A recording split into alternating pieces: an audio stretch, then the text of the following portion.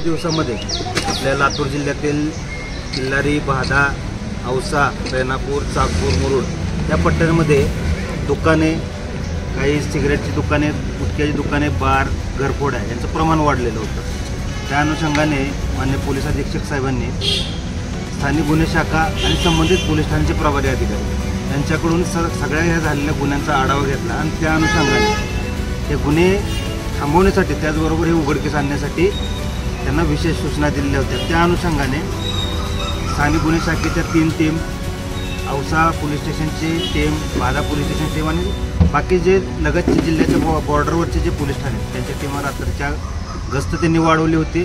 त्याचबरोबर स्थानिक नागरिकांना रात्रीच्या पेट्रोलिंगमध्ये येण्यासाठी आणि मदत करण्यासाठी पोलिसांना आवाहन करत होते। त्याच अनुषंगाने काल रात्रीच्या सुमारास औसा, बहादा हे दोन्ही पोलीस स्टेशनचे रात्रगस्तीचे अधिकारी अंमलदार पेट्रोलिंग करत असताना